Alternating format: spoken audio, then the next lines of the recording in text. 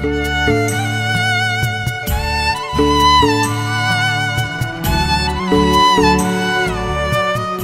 शांति। भारत एक महान देश है। यहाँ समय प्रति समय अनेक महान विभूतियों ने जन्म लिया, भारत का गौरव बढ़ाया, भारत को नई दिशा प्रदान की। अब कल्प के अंत में इस धरा पर आए प्रजापिता ब्रह्मा, जिनके तन में स्वयं निराकार परमात्मा ने, जो कि ज्ञान के सागर हैं, प्रवेश किया और सभी को सत्य ज्ञान प्रदान किया। उन्हें हम प्यार से ब्रह्मा बाबा कहते हैं। ब्रह्मा बनने से पूर्व उनका नाम दादा लेखराज था और वो हीरे जवाहरातों के कलकत्ता और मुंबई के प्रसिद्ध व्यापारी थे। लेकिन जब परमात्मा ने उनके तन में प्रवेश किया, परमात्मा की आज्ञा पर उन्होंने अपना सर्वस्व समर्पित कर दिया उनके आगे और एक महान यज्ञ की स्थापना हुई। उन्होंने 33 वर्ष बहुत गहन तपस्या की। उनके साथ एक बहुत बड़ा ग्रुप था 400 लोगों का। उसमें छोटी कन्याएं भी थी, माताएं, बहनें और पुरुष भी थे। सबसे उन्होंने तपस्या कराई। 18 जनवरी 1969 को अपनी संपूर्ण स्थिति को प्राप्त किया। उनकी उपस्थिति इस धरा के लिए वरदान थी। अध्यात्म के शिखर पर यह आत्मा पहुंची। 3 धारणाओं में इसकी चर्चा उन्होंने अपने अंतिम महावाक्यों में की थी। वे निराकार अवस्था को प्राप्त हुए, अर्थात निरंतर योग युक्त रहते थे। आत्मिक स्वरूप में संपूर्ण रूप से स्थित हो गए थे। गृहस्थ में रहने के बाद भी 60 वर्ष गृहस्थ जीवन निर्वाह करने के बाद भी पवित्रता के पथ पर उनके कदम ऐसे सुंदर चले कि संपूर्ण निर्विकारी बन गए। और तीसरी महान धारणा थी जो योगियों को करनी होती है, अपने अहम का, मैंपन का संपूर्ण त्याग कर दिया, अर्थात वे संपूर्ण निरहंकारी बन गए। महान तपस्या के बल पर उन्होंने अनेक आत्माओं को, लाखों लाखों भाई बहनों को जीवन जीना सिखाया, उनके जीवन को सरल बनाया, उनको तनाव मुक्त किया, उनको पवित्र रहना सिखाया, संबंधों में कैसे मिठास घुले इसकी प्रैक्टिकल शिक्षा दी।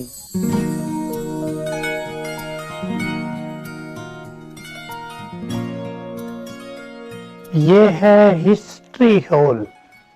यहीं पर उनके तन में निराकार परमात्मा ने प्रवेश करके अपने महावाक्य उच्चारण किए।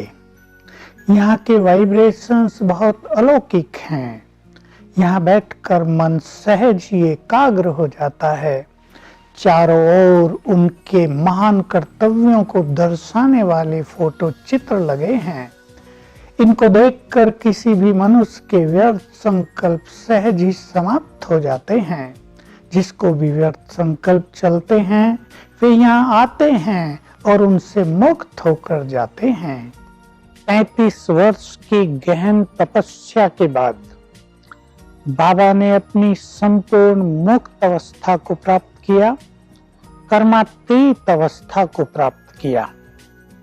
उनके पार्थिव शरीर का अंतिम संस्कार यहीं पर किया गया।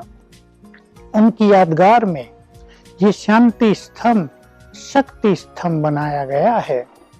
यहाँ आते ही उनकी अनेक बातें स्मृतियों में गूंजने लगती हैं।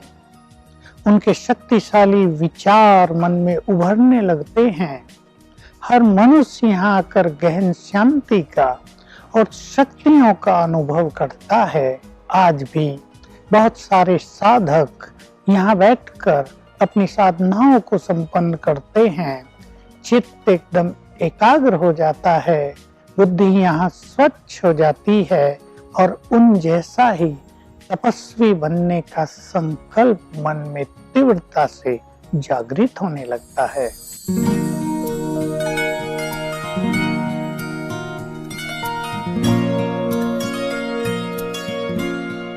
यह है बाबा का कमरा, ये बाबा की बेड। यहाँ बाबा विश्राम करते थे और यहाँ बैठकर तपस्या करते थे। बाबा प्रातः 3 बजे उठ जाते थे और गहन साधना में तल्लीन हो जाते थे। यहाँ के वाइब्रेशंस गहन तपस्या के हैं। यहाँ बैठकर कोई भी क्षण भर में आत्माभिमानी हो जाता है, सोल कॉन्शियस हो जाता है।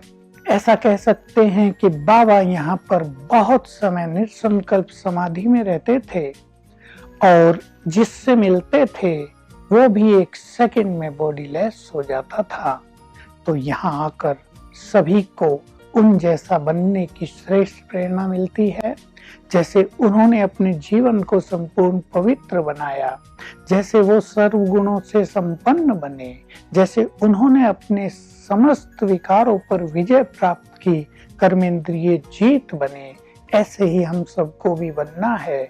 यहाँ आते ही ये श्रेष्ठ प्रेरणा सभी के मन में तीव्रता से उठने लगती है। ये है बाबा की झोपड़ी, अंगूरों की बेलों से आच्छादित। यहाँ पर बाबा एकांत में बहुत समय रहते थे, एकांत में ज्ञान का चिंतन करते थे और गहन तपस्या करते थे। यहाँ तो ऐसा लगता था मानो शांति का सागर ही लहरा रहा हो। अनेक ब्रह्मावत्स उनसे यहाँ आकर दिल की बातें करते थे, हल्के होकर जाते थे, तनाव मुक्त होकर जाते थे।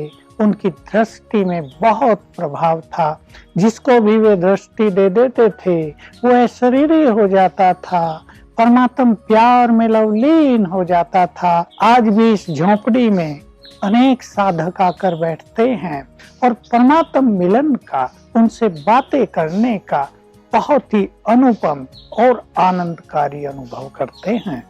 बाबा का जीवन सभी के लिए बहुत श्रेष्ठ प्रेरणा था। सभी ने उनके जीवन से बहुत कुछ सीखा था। वे तो मानो प्यार के सागर थे। सभी आत्माओं को प्यार देकर उन्होंने अनेकों के जलते हुए दिलों को शीतल किया था। ऐसे बाबा को पाकर हम धन्य धन्य हो गए। भाग्यवान हैं वो भाई बहनें जिन्होंने उनकी सम्मुख पालना की, जिन्होंने सम्मुख उनके मधुर महावाक्य सुने। आज भी वे अपनी संपूर्ण स्थिति में सूक्ष्म वतन में रहकर हम सभी की पालना कर रहे हैं, हमें वरदानों से सजा रहे हैं। वे भारत को और विश्व को स्वर्ग बनाने के लिए अवतरित हुए थे।